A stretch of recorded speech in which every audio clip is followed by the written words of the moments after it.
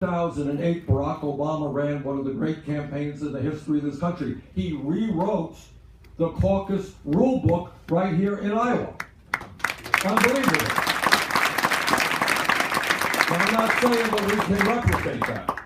But I think any objective look at our campaign and the energy and the excitement that it is generating with young people and with working people, compare that to Secretary Clinton's campaign, will come to the conclusion that if our goal is to have a large voter turnout, we are the campaign that can do that, meaning not only do we retain the White House, it means with a large voter turnout, we can recapture the Senate, do better in the House, and win governor's chairs all over America.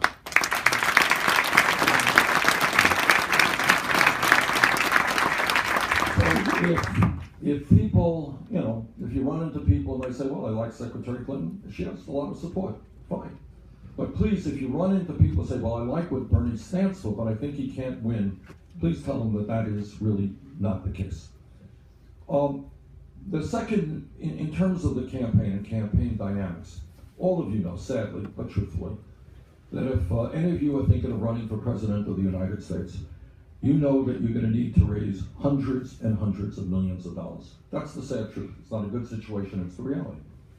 And when we began this campaign, what we had were pundits who were saying, well, look, this is the world, you got Citizens United, you got super PACs. The only way you can raise large sums of money is get yourself a super PAC. Go begging millionaires and billionaires in corporate America for millions of dollars to put into your super PAC. And that's the way you run. That's the way it is in the year 2016.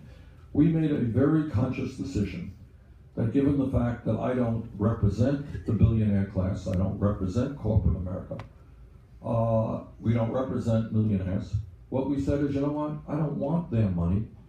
We're not going to ask for their money. We are going to not have a super PAC. And I am the only Democratic candidate and the only non-billionaire candidate who does not have a super PAC, and I am proud of that.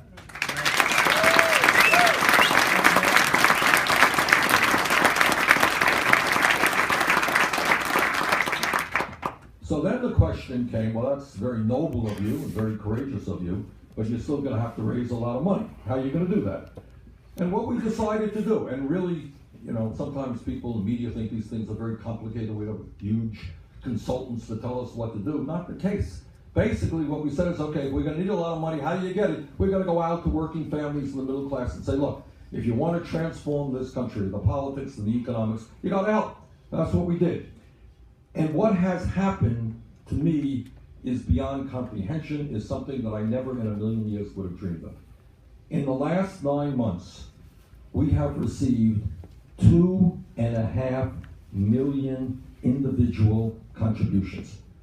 More individual contributions than any candidate in the history of the United States at this point in a campaign.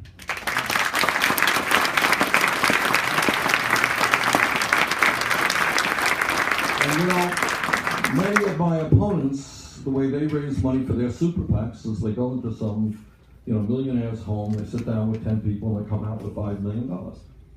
And they're very proud of that.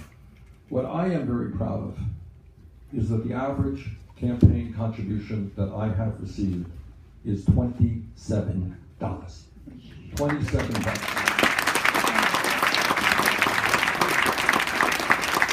So what we are showing, and this is in itself what the political revolution is about, we are taking on the idea that the only way you can run a successful and I believe eventually winning campaign is being dependent on big money interest. And what we're saying is, you know what? If you have an agenda that speaks to the needs of working families, people will jump in, they'll volunteer, they'll make the contributions they can, and in fact we can raise the money that we need to run a winning campaign. And that's what we're trying to do, and that is what we are succeeding in doing. All right, let me also tell you that what is exciting about our campaign, as I mentioned a moment ago, we got a new bus out there. I've just been in this bus for the last couple hours.